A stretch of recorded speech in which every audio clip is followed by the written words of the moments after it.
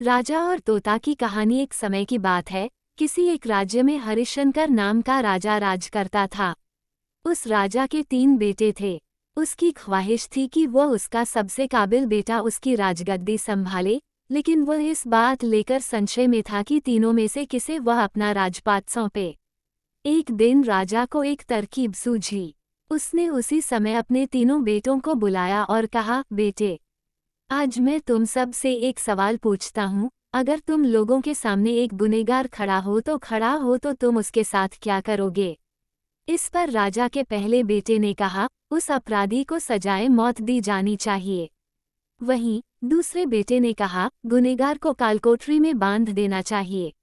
उद्धरण चिन्ह। जबकि तीसरे बेटे ने कहा, पिताजी, हमें उसे सजा देने से पहले इस बात की जांच करनी चाहिए कि उसने सही में अपराध किया है या नहीं। इस पर राजा के तीसरे बेटे ने सभी को एक कहानी सुनाई। एक राजा था जिसके पास एक बुद्धिमान तोता था। एक बार उस तोता ने महाराज से कहा, मुझे अपने माता और पिताजी के पास जाना है। राजा ने उसकी बात नहीं मानी, लेकिन तोता ने हार नहीं मानी। वह लगातार महाराज से जिद करने लगा कि मुझे माता पिता के पास जाने दें। अंत में राजा ने तोता की बात मान ली और कहा, ठीक है, तुम अपने माता पिता से मिलकर आओ, लेकिन वहां ज्यादा दिन नहीं रुकना। राजा ने तोता को केवल 5 दिन की अनुमति दी और कहा, तुम 5 दिन में अपने परिवार वालों से मिलकर लौट आना। इसके बाद तोता 5 दिन के लिए अपने माता पिता के पास चला गया। छठे दिन जब वह राजा के पास लौट रहा था तो उसने सोचा कि क्यों न वह महाराज के लिए कुछ उपहार ले लिया जाए। फिर वह पर्वत की ओर निकल पड़ा।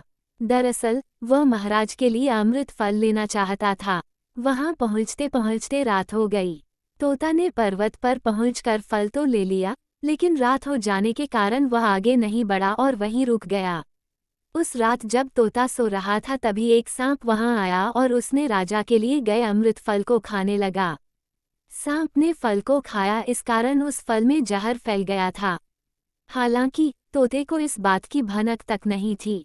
अगली सुबह जब वह जगा तो फल लेकर महल की ओर चल पड़ा। जब वह महल पहुंचा तो खुशी खुशी सीधे राजा के पास गया और कहा, महाराज, मैं आपके लिए यह अमृत फल लेकर आया हूँ। आप इसे खाएंगे तो सदा के लिए अमर हो जाएंगे। ये सुनकर राजा काफी प्रसन्न हुए। उन्होंने तुरंत उस अमृत फल को खाने के लिए मांगा। इस पर एक मंत्री ने कहा, जरा रुकिए महाराज, आप इस फल को बिना जांच किए कैसे खा सकते हैं? एक बार यह देख तो लीजिए कि तोता द्वारा लाया गया यह अमृत फल सही है या नहीं। राजा उस मंत्री की बात से सहमत हुआ और कहा कि तुरंत इस फल को एक कुत्ते को खिलाया जाए। राजा का आदेश पाकर सैनिक ने फल का एक टुकड़ा कुत्ते को खिलाया। फल खाते ही कुत्ते की मौत हो गई। ये देख राजा गुस्से से आग बबूला हो गया। उसने क्रोध में आकर तलवार से तोता के सिर को काट दिया, साथ ही फल को फेंकवा दिया। कुछ साल बाद ठीक उसी स्थान पर एक पौधा निकल आया। ये देख राजा को लगा कि यह उसी जहरीले फल का पौधा है। उसने सभी को आदेश दिया कि उस पेड़ का फल कोई नहीं खाएगा। कुछ दिन बाद एक वृद्ध व्यक्ति उस पेड़ के नीचे आराम करने के लिए रुका। उसे भूख भी काफी जोर से लगी थी। उसने उसी पेड़ से फल तोड़ा और खाने लगा। फल खाने के बाद वह बूढ़ा व्यक्ति एकदम से जवान हो गया। राज ने जब ये देखा तो वह आश्चर्यचकित रह गया। उसे समझ आ गया कि वह फल जहरीला नहीं था। उससे बहुत बड़ी गलती हो गई। उसने बिना सच्चाई जाने तोता को मार दिया। इसे लेकर उसे काफी पछतावा भी हुआ। इसके लिए वह मन ही मन खुद को कोसने लगा। इधर तीसरे राजकुमार की कहानी खत्म होने के बाद राजा हरिशंकर ने उसे ही अपना उत्तराधिकारी नियुक्त किया। इसके बाद राज्य में जश्न मनाया गया। कहानी से सीख। इस कहानी से हमें ये सीख मिलती है कि हमें कभी भी बिना जांच किए किसी को सजा नहीं देनी चाहिए।